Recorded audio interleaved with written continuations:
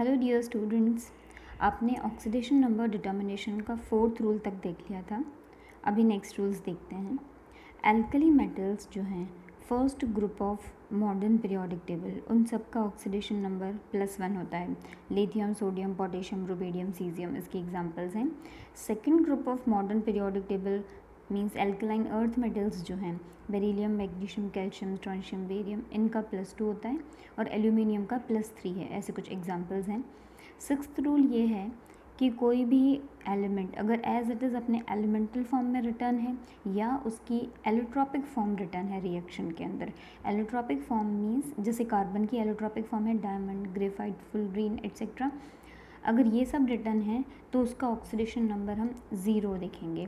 जैसे कहीं iron mention है डायरेक्टली, कॉपर है, जिंक है, या oxygen, nitrogen, fluorine, hydrogen, P4S8, तो इनका ऑक्सीडेशन नंबर 0 मानते हैं।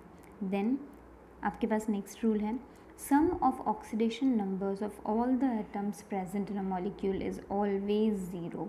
ये हमेशा ध्यान रखना है आपको। देन 8th रूल है, oxidation number of ion is equal to its charge.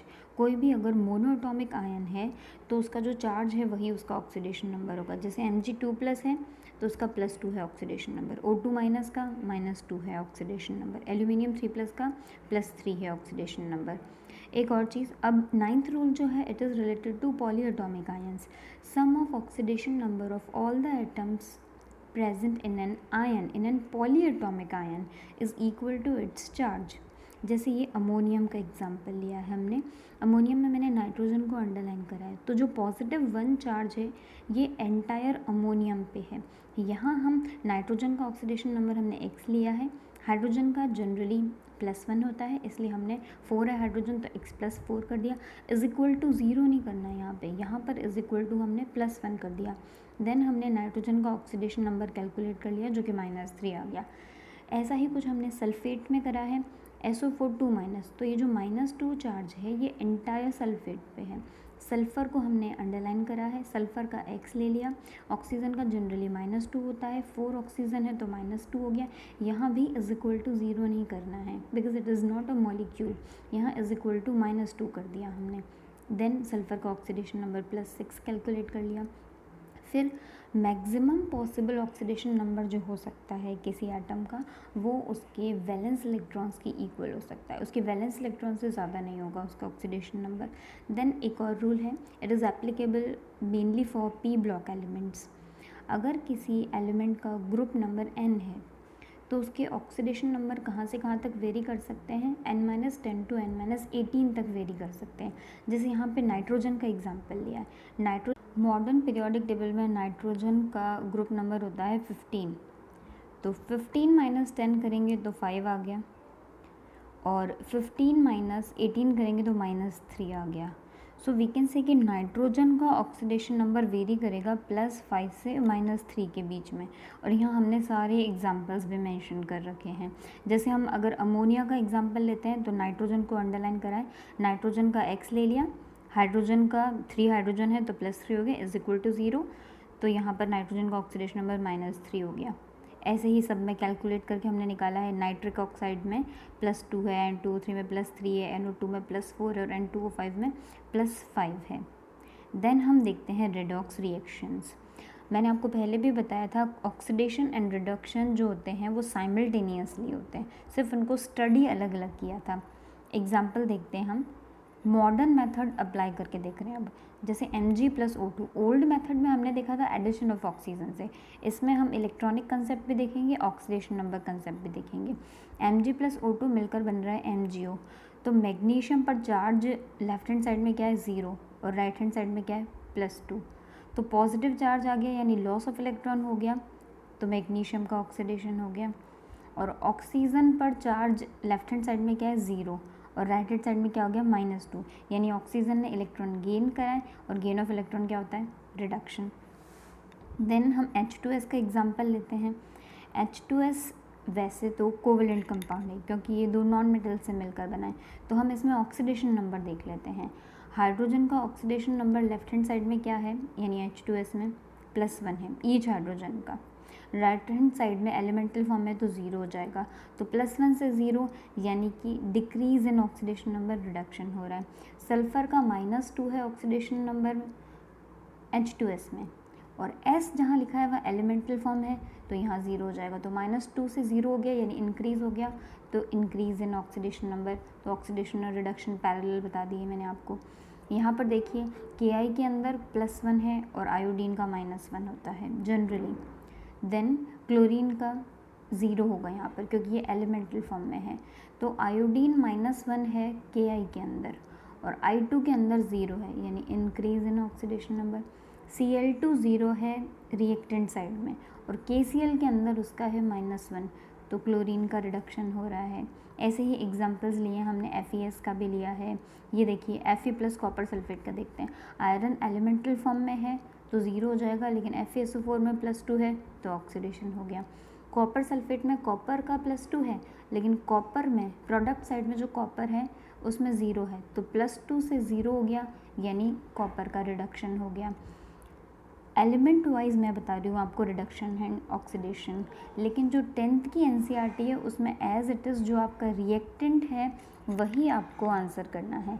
जैसे अगर मैं बोलूँ कि कॉपर का रिडक्शन हो रहा है तो it is correct, but 10th NCERT के अकॉर्डिंग कॉपर सल्फेट का रिडक्शन हो रहा है। फिर हम देखते हैं, ये थोड़ा थियोरेटिकल पार्ट है इसी चैप्टर का, effect of oxidation reactions in daily life. यहाँ पर भी ऑक्सीडेशन रिएक्शंस नहीं होना चाहिए था, रेडॉक्स होना चाहिए था, लेकिन ऑक्सीडेशन यहाँ इसलिए है क्योंकि जो मेन एलिमेंट है उसका ऑक्सीडेशन हो रहा है, इसलिए oxidation reaction. First daily life के एग्जाम्पल है कंबशन रिएक्शंस, जैसे CNG है तो CNG का मेन कॉन्स्टिट्यूएंट मिथेन होता है, मिथेन की कंबशन रिएक्शन दे रखी है, इसमें कार्बन का ऑक्सीडेशन हो रहा है, तो ये डेली लाइफ का एग्जांपल है।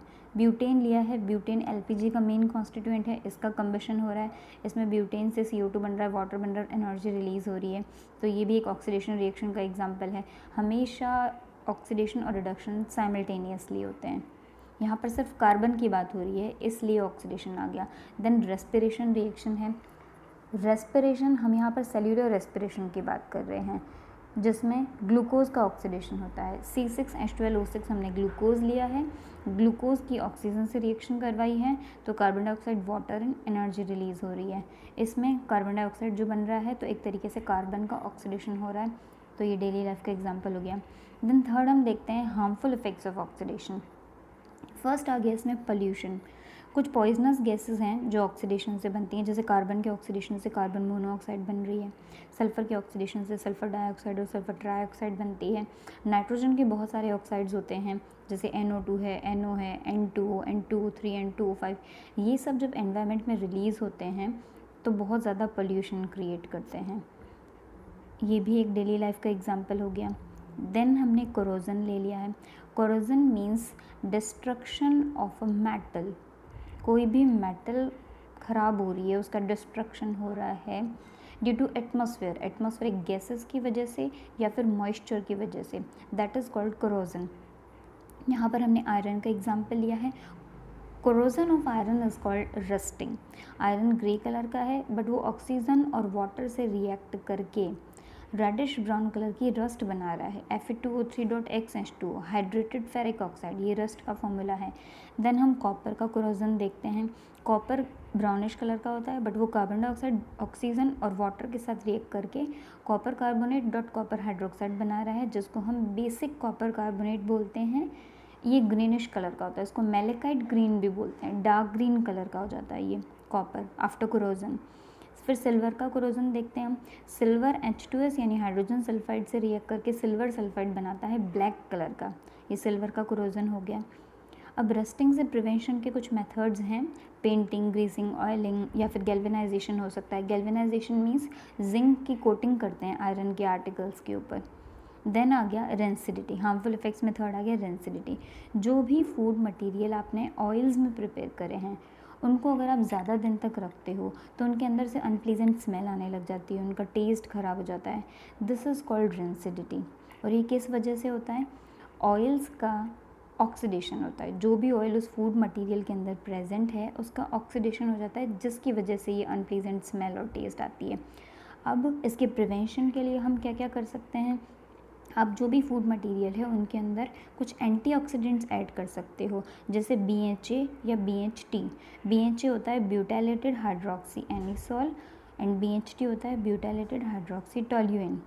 देन सेकंड तरीका ये है कि आप नाइट्रोजन भी ऐड कर सकते हो, जैसे चिप्स के पैकेट्स जो होते हैं उसमें से ऑक्सीजन को रिमूव कर देते हैं और वहाँ पर नाइट्रोजन ऐड कर देते हैं। नाइट्रोजन इसलिए क्योंकि ये बहुत लेस रिएक्टिव होती है और ऑक्सीजन को रिमूव करते हैं, जिससे ऑक्सीडेशन नहीं हो पाता है। एक्चुअली ऑक्सीडेशन स्लो हो जाता है, वी कैन से।